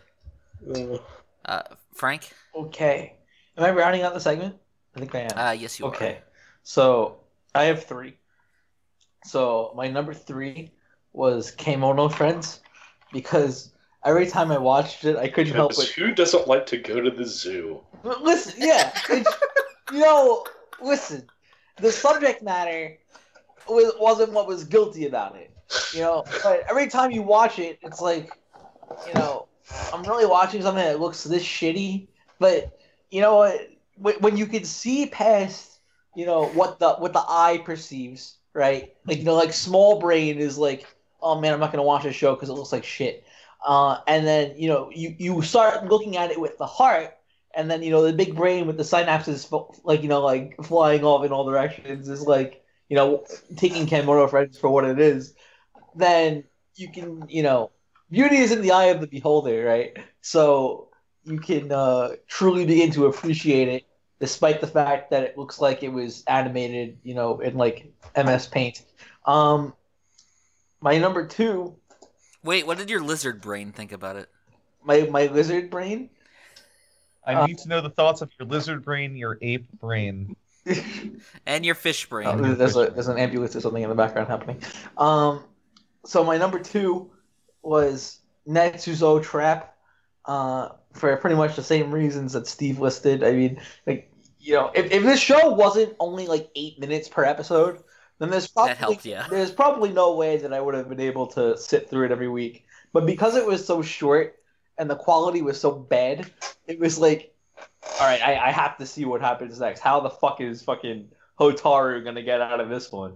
You know, like what crazy excuse is she gonna have for raping her friend this week? Where, you know, how dumb can this girl be? Guess we'll find out. You know, just watching it dig the hole for itself was entertaining in and of itself. It is enjoyable to watch a show about shitty people. Yeah, you know, having shitty things happen to them and living shitty lives. And you know, it does try to sell, like, you know, the mean girl, like, you know, the nice one, as being like a saint. Like, you know, like she's no angel. You know what I'm saying? Like, you know, like she is complicit in Hotaru's Yuma, that's her name. She is complicit in Hotaru's bullshit, and she's willfully ignorant. And I can't turn the blind eye to her misgivings. But, you know, show's bad. She is very stupid. Yeah, she's like, I will never forget the episode where she's like fucking like grabbing her all over the place, making out with her, and she's just like still thinking at the end of the show, like, what did she mean by this? Yeah. No, the worst is when, like, the rumors start spreading that, like, Hotaru is cheating on someone, like cheating on her boyfriend with someone, and Yuma is like, really? Hotaru is cheating? That's crazy. Who could she be cheating on him with? There's no... It's like, girl, really? Fucking idiot. Anyway, so that's you know, that's a can of worms in and of itself. My number one guilty pleasure anime of the year was actually Kakegurui. That shows all pleasure, no guilt. There, I had some guilt watching Kakegurui, especially going into the second half of the show, where did you masturbate with a gun? No, I didn't masturbate. Okay. It's a lot harder for boys, Kenny. No, it's really not. Have you tried? I guess it depends on what kind of gun in you the barrel use. of the gun, call it day. Put some words in there. Dude, shove it right in a howitzer. Mm. Anyway, I'm learning so many new things about you, Kenny. Yes, you are. Once it got to the, you know, the eye patch girl writhing in orgasm on the table from gambling with her stupid ESP cards, I was like, I could never watch this show in public, you know. And then after that, it went right into the idol arc, and it's like, what the fuck am I watching? Like, there's no way that there was an idol arc in that shitty anime. Yes, there is. There's a Frank, no. I have to watch it now. Yeah, one of the main characters. Well, I mean, you should watch it, but not just because there are idols. I did watch some of it. By some, I mean very little. But whatever. Anyway, yeah, it's pretty. You know, it gets a little extreme, and you know they all make the rape face, and it's like, yeah, I should have higher standards than this, but. You know, it scratches an itch, I guess, and I guess we'll leave it at that. So that's it for me, and I guess for the best guilty pleasure anime of the year segment. A very thrilling conclusion. Always nice to get that out of your system. Yeah, I guess so. All right, so our final category for this first part of our year in review, Anime Awards. We have the Best Episode of the Year award, and I'm going to start this one off. I have a few honorable mentions here. I have Shokugeki no Soma Season 3, Episode 4, which was the episode where Soma finally got his shit together at the school festival, and all his friends came to help him cook, and it was just a real feel-good, exciting moment. Gotta make that mapo tofu. Gotta stomp those Chinamen. It was an allegory for the current state of the anime industry. Oof. It was a good episode, though. I have Made in Abyss, Episode 10, which was very much the most gripping episode of any anime I watched this year. Is that the quote-unquote, like, surgery episode? That's the episode where things really got crazy. Yeah. Yeah, no, it wasn't the surgery one, but it was before that. It was when shit went down. Oh, okay. It was when she starts Oh, bleeding out of her eyes. Oh yeah, okay. When oh god, horrific things happened to a lolly. The episode. They were supposed to be smiley faces. Yeah. But yeah, it's absolutely one of those episodes where you're watching it and then suddenly the episode's over and you realize like, holy shit, that went by so fast because you were just glued to the screen the whole fucking time. That was also the episode that really won me over on the show. It's like I was enjoying it up to that point, but that is the point where that show goes from good to great. And finally, we have Anime Guitari episode 11. Which, if you want to hear a full description of that, go listen to the last podcast. Yeah. But yeah, that was one of like the most insane episodes of any anime I've watched in a long fucking time, and is also an example of an episode that makes a show go from good to great. But the clear winner for me in this category was Boku no Hero Academia Season 2, Episode 10. I knew it! Which was the big climactic fight between Deku and Todoroki at the sports festival. That it's also like it's not the conclusion of this like tournament arc there, but is the emotional climax of it. And boy, does it ever deliver! That is also like one of my favorite just like tournament arcs ever, and that is just like the best way to cap that off. Like one of the best animated fights you'll see around. Spoilers. Whatever. we're well into spoiler territory here, Kenny. But yeah, that whole fight, just interspersed with these little bits about Todoroki's life, and you really get a perfect feel for his character, but also what Deku is fighting for as well. And like I said, the animation is just fucking top notch, over the top excitement. And yeah, it is like the high point of that series so far, and I'm very interested to see if it will have another episode like that when we get to season 3 this year. But those are my episodes of the year, and I'm going to turn it over now to Frank. Okay, sounds good. So my number 3 was all, we actually have very similar lists. My number 3 was Made in Abyss episode 10 for the same reason as, Steve listed. It's grotesque and really brutal, and, you're definitely but not for the sake of it. You're not expecting it going in, because prior to that, it's getting into some darker territory, but it's definitely not reaching anything like that. So when you get to that curse, right, where she's just bleeding out of every orifice, it's like, ugh, you can. What did I sign up for? No, it's brutal. It's really brutal, but it's not. But it's not like, and we talked about this before, but it's not like torture porn. Right? Yeah, like, it serves a purpose, a very clear purpose. Yeah, it's definitely not gore for the sake of gore, or it's obviously there, and the characters are obviously forever changed by it, and it's rough, but you definitely do come out of that episode and you feel like you need to take like a cold shower. It's like, oh. My number 2 is Sangatsu no Lion episode 4, which is the start of the Hina's bullying arc, which is incredible material, honestly. Like it's so emotionally resonant both for Rei and for Hina as they move forward, and not only is the material very gripping, there's some incredibly poignantly animated sequences as the episode reaches its conclusion. Shaft is in like absolute top form this season, and whereas the initial Sangatsu was very good, but had a couple of stumbling blocks where it reached inconsistency.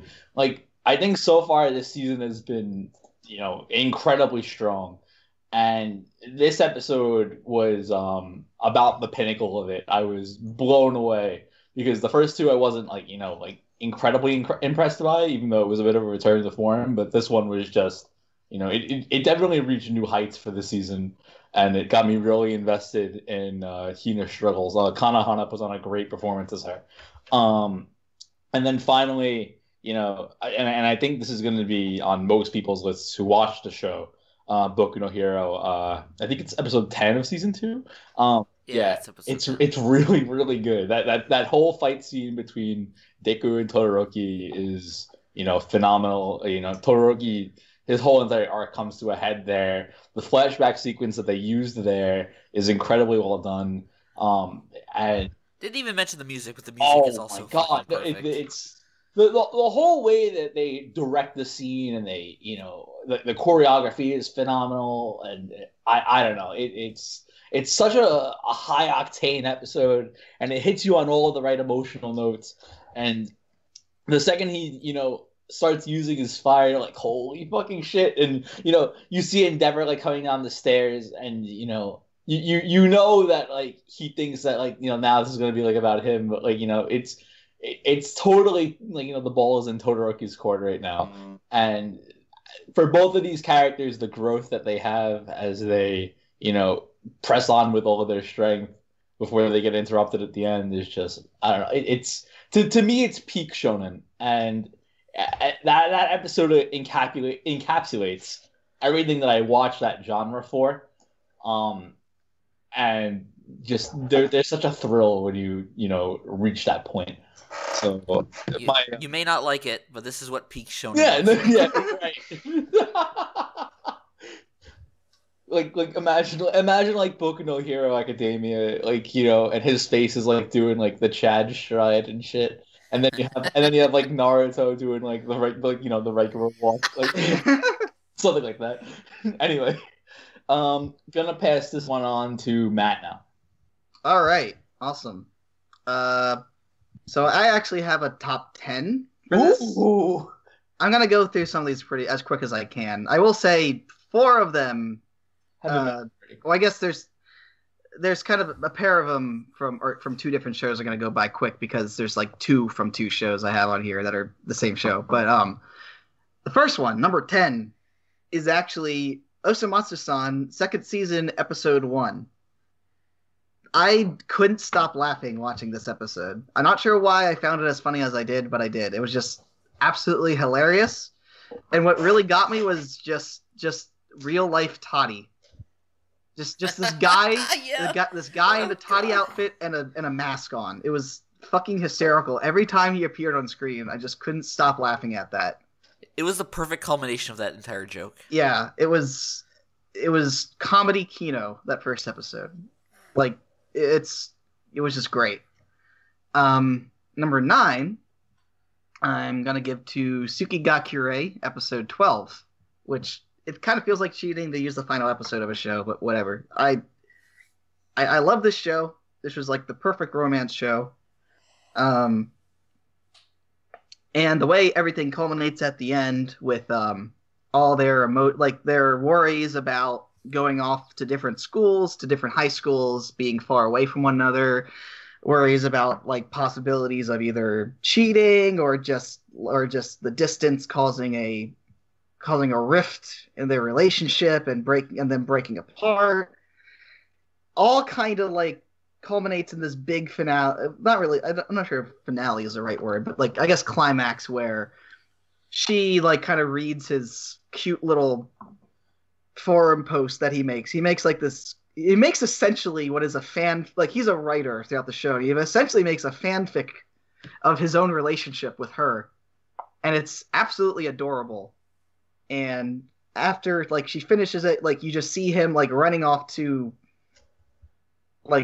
see the train, and he just screams "I love you" at the train, like as she's like going away, and it like all culminates. The music starts to flourish with the ED, and it's perfect. And then also at the end, it like shows in the credits, it like just shows them going through their life in like still shots, showing that everything turned out all right, and they actually got married and all that, and it's just a perfect send off to the show. It was great. Great finale.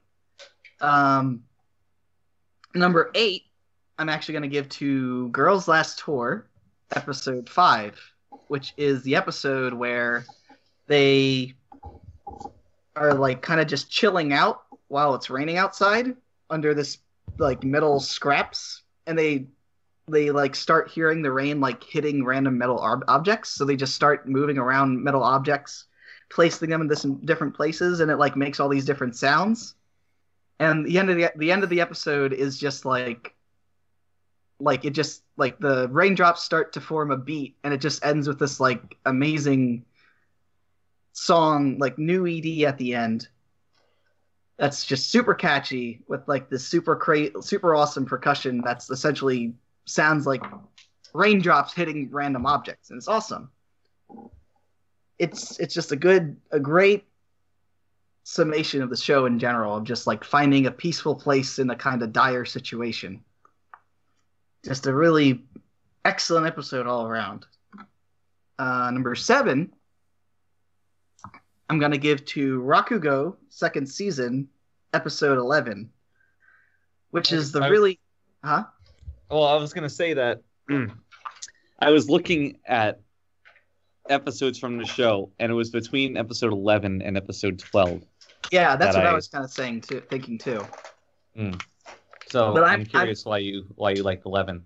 Well, 11, I love the show. I think I actually might have loved this season more than the first season. But I just love the fact that this show, which has been completely realistic and kind of down to earth throughout its entire run, suddenly completely turns around on you and has an episode that's entirely focused on the afterlife. And it just shows all these characters like in this fantasy, in this almost like kind of fantasy afterlife kind of thing.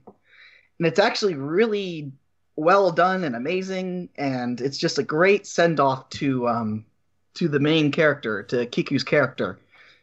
And it's just brilliant, just like the whole show is. And it's a great, good, it was just very emotional, and it's very heartpoint, and it's just the nice, I guess, catharsis is also a great way of saying it, because it's like this poor guy who has basically been suffering his entire life finally gets some peace. My favorite part of that episode was when he's in like the Rakugo theater, and he's gonna perform, and he gets on stage and he's like back to his old withered self. And it's like, all right, this is like the performance, and there's like this. They establish that there's like this seat where anybody who you want to perform for will appear there. And it's like, well, you know about his character, you've seen basically his whole life. Right. It's very, very curious, like what's going to happen.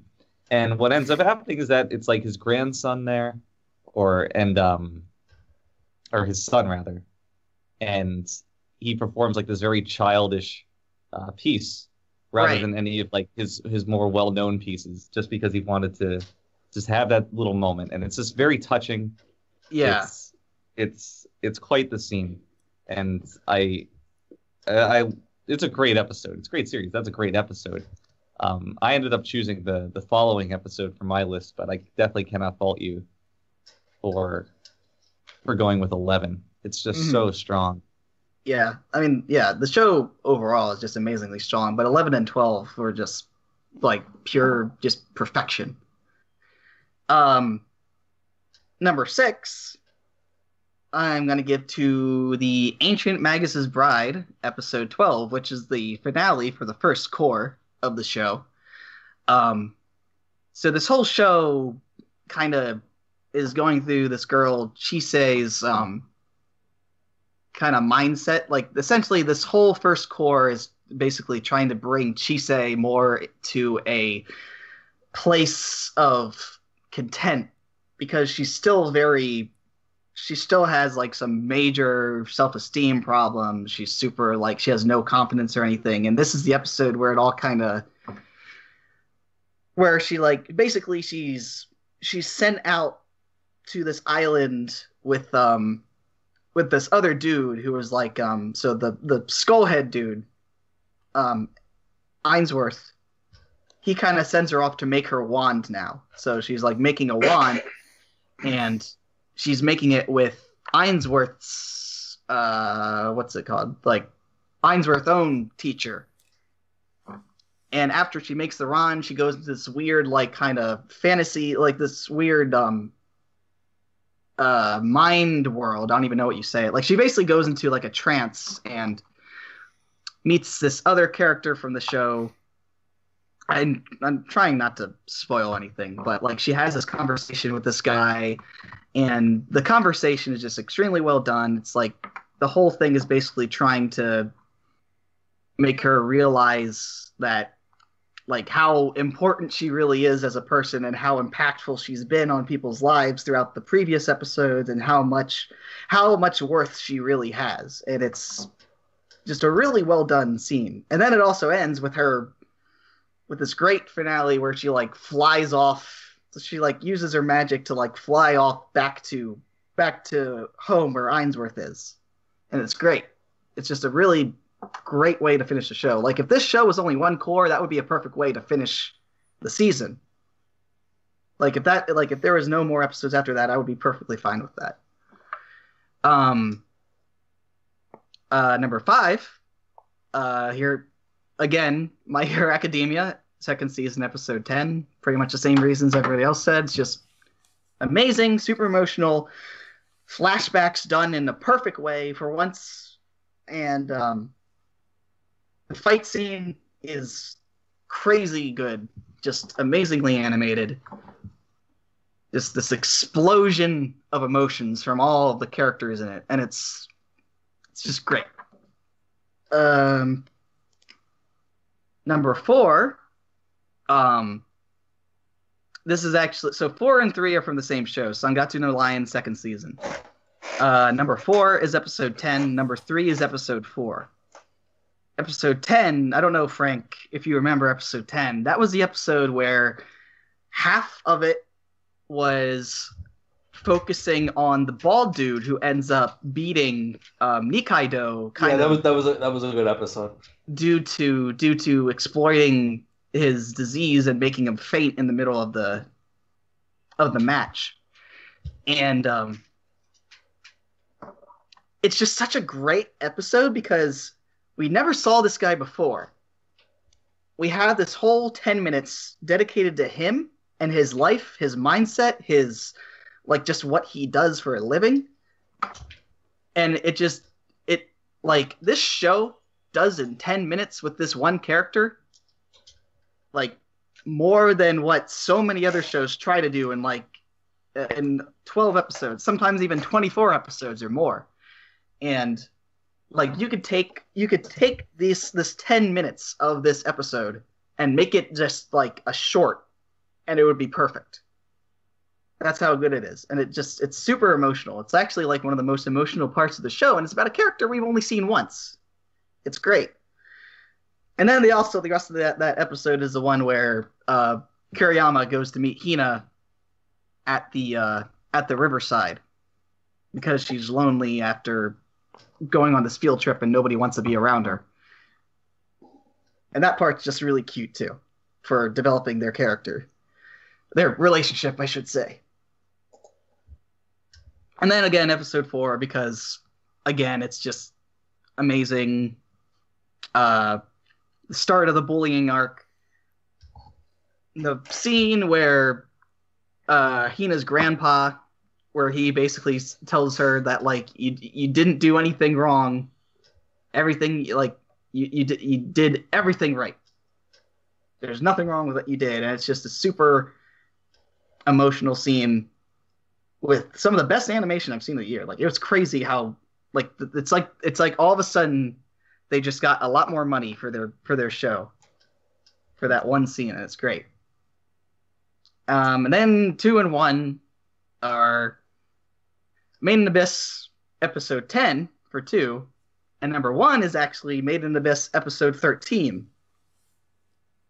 10 for the same reasons everybody always says. 13 because that scene, like, first off, it's a double-length episode that honestly for me felt like the length of a single episode because of how just well done it was and how amazing everything was. It's an episode where we see Nanachi's past, all the horrifying shit, body horror shit with Mitty and the fun ride elevator. And also it just comes to the point where they kill off Mitty, and that scene where Nanachi like is just crying after Mitty's death. Like that was that scene was just like that broke me. That was like so raw. So raw, yeah. Like that let me I just have to say the voice acting in this show is top fucking notch. Both like Reg's voice acting and Nanachi's voice acting for episodes 10 and 13 is unbelievably good and unbelievably real. It's amazing. All right, so that's my list.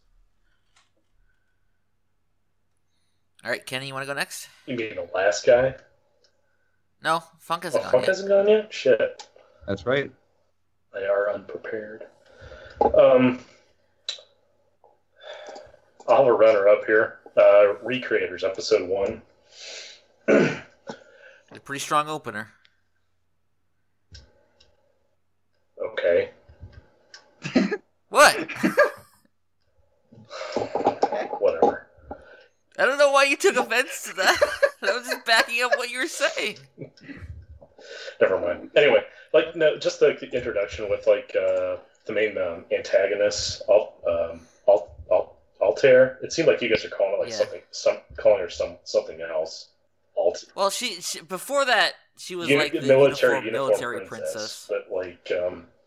But the battle between her and Celestia, and just overall, just what was going on, just the setting and the music and everything, just left a huge impact. And I'll get into something later with one of those characters, but I don't know. It just made me want to watch more of it, just because of that particular encounter between those two characters and the actual one of the other protagonists in the show. That's kind of bland, if I do say so myself, but whatever. Anyway, Steve, is it okay to have a tie? Yeah. Okay. I'm going to allow this. You're going to allow this. Okay. Frank. Because I have a tie in one of my later awards, so don't worry. Oh, Steve's really? self-serving. Oh, wow. Since I did it, someone else can. They're both from Love Live Season 2. Love Live Sunshine Season 2, I should say. Oh, boy. Oh, my God. The first, both of them is Don't Be So Formal With Me, episode 4. You would like the Daya episode. Why wouldn't I like the Die episode, you fuck? I'm not disparaging you for it. I'm just saying you would. That is a very cute episode. Where it's all about there's an episode in that in the original series with Muse where they don't use any honorifics. They just call each other by their given name. And this episode, one of the characters, which happens to be my favorite, is Daya. Everyone calls her Daya-san throughout the entire show, except first season. Except for this episode, she wants to be secretly called Daya-chan. And just everything that happens with it is just it's funny. And it's very cute. You'll never hear me say those words ever again. But yeah, it's that. And then there's also Love Live Sunshine Season 2, Episode 9, Awaken the Power. Where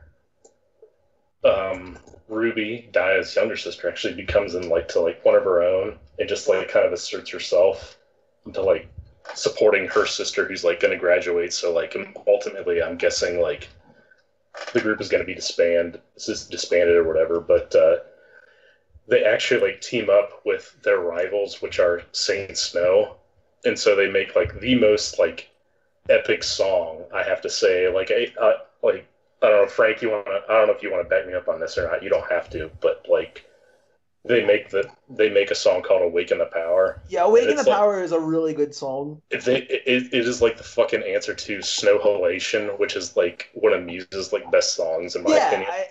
It basically is like a newer version of Snow Halation. My one problem with "Awaken the Power" is that it felt like the other characters really didn't need to be there. I think it would have been a little stronger if it was just a song that had Daya, Ruby, Leia, and Sarah in it. Because the other characters, I don't think they have as much of a place there, like emotionally. They don't, and I agree with you that. And maybe like maybe there already is, a version of that. Yeah, I don't know. But like you did not see this in like the original. Like, oh, absolutely not. They did not team up with RI's, and it's sad because which was Muse's rifle. Yeah, in the movie, like in the movie they do team up. Will you let me fucking talk? Sorry.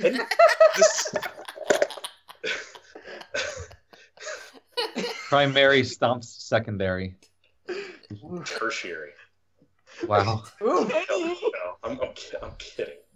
Anyway, but no, they like in the original series with Muse, like they team up in the movie with their rivals, but they also team up with other school idols, and it's like the finale towards the end. Spoilers, but if you haven't watched it by now, then you aren't a fan. But anyway, but no, like everything about that episode was just really like I just loved it. Like if there was one episode like, wow, this is gonna be a terrible pun. Frank will get this. If there was one episode to shine, it's this one. I don't know. It just, God. Yeah. I've literally listened to that song like almost every day since that episode aired. Like, I just like it that much, and like just like everything, like it's just awesome. Like I don't know. I'm at a loss for words. I'm done. You done? Mm-hmm. All right, Funk. Which Love Live episode was your favorite? The first one. I thought it was real Love Live Kino. It might have been. It's from the sounds of it. It doesn't seem like they stuck with that tone, so that's a bit disappointing. So I don't have a lot here. I have 2 runners up and a winner.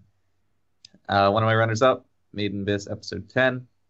I have nothing to say about it that hasn't already been said, so I won't. Second runner up, Love Live Sunshine Generation episode 1. I've already gone into that earlier, so again I won't bore you. And episode of the year number 1, Showa Genroku Rakugo Shinju Skeiroku Futatabi Hen, episode 12, final episode. Little cap off to the whole series, to my favorite anime series of all time, and it ends in a literally perfect way. Some might say that the time skip is a little cheesy, but the way that they use it to pay homage to Kiku's character is brilliant. The scene where Yotaro is performing Shinigami is one of my favorite scenes I've ever seen in anything. I was losing it when I saw it. He says the first line of the piece, and I just start screaming. It was amazing. I can't overstate that. It was amazing. But the sense of closure it brings, not only to the characters, but kind of to Rakugo as an art, really rounds out the series in a way that it's all you could reasonably ask for. It's just so good. When you have such continued excellence like this show, we use the phrase "stick the landing" a lot, and you really want them to. But the fact that they were able to do it so flawlessly. Do you even know what it means to stick the landing? I assume it's when you when you're going downstairs and there's that little that landing between floors. You couldn't be more wrong. It's when you take like a staple gun and apply it in such a way that it won't wobble when people are going up and down stairs. So by sticking the landing, you assure the safety of everyone coming after you. You've never been to the corn shucking festival, have you? I'm not. I can neither confirm nor deny that.